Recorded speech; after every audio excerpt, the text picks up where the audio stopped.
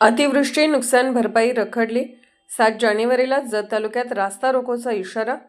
जत तालुक्यात नुकत्याच झालेल्या अतिवृष्टीमुळे शेतकऱ्यांच्या शेती पिकांचे व जमिनीचे मोठ्या प्रमाणावर नुकसान झाले असतानाही पंचनामे पूर्ण होऊनही अद्याप नुकसान भरपाई मिळालेली नाही। या पार्श्वभूमीवर राष्ट्रवादी काँग्रेस पार्टी शरद पवारचे जत तालुका अध्यक्ष श्री मंसूर रुकमुद्दीन खतीब यांनी प्रशासनाला तीव्र शब्दात जाब विचारत तात्काळ कार्यवाहीची मागणी केली असून अन्यथा 7 जानेवारी 2026 रोजी व्यापक आंदोलनाचा इशारा दिला आहे। माननीय प्रांत अधिकारी जत विभाग यांना दिलेल्या निवेदनात खतीब यांनी म्हटले आहे की अतिवृष्टीमुळे झालेल्या नुकसानीचे पंचनामे मोठ्या प्रमाणावर झालेले असतानाही अनेक शेतकरी आजतागायत मदतीपासून वंचित आहेत।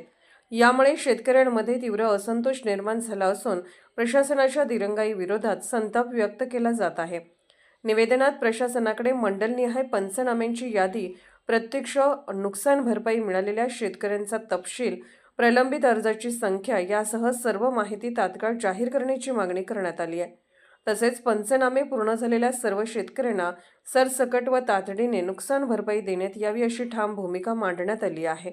आधीच कमी बाजारभाव, वाढते उत्पादन खर्च आणि कर्जबाजारीपणामुळे अडचणीत सापडलेल्या शेतकऱ्यांना निसर्गाच्या आपत्तीने अक्षरशः उद्ध्वस्त केले आहे।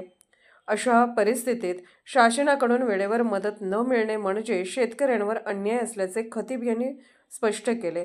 जर तात्काळ निर्णय न झाल्यास दिनांक 7 जानेवारी 2026 रोजी सकाळी 10 वाजता डफळापूर बसस्थानक, संख येथील तहसील कार्यालयासमोर धरणे आंदोलन तसेच जत सांगली रस्त्यावर रास्ता रोको करण्यात येईल, असा स्पष्ट इशारा देण्यात आला आहे। या आंदोलनात राष्ट्रवादी काँग्रेस पार्टी, शरदचंद्र पवारसह जत तालुक्यातील शेतकरी मोठ्या संख्येने सहभागी होणार आहेत। दरम्यान या आंदोलनातून कायदा व सुव्यवस्थेचा प्रश्न निर्माण झाल्यास त्याची सर्वस्वी जबाबदारी शासन व प्रशासनावर राहील, असेही निवेदनात नमूद करण्यात आले आहे। पोलीस ऑफ इंडिया न्यूज चॅनलला लाईक करा, शेअर करा आणि सबस्क्राईब करा।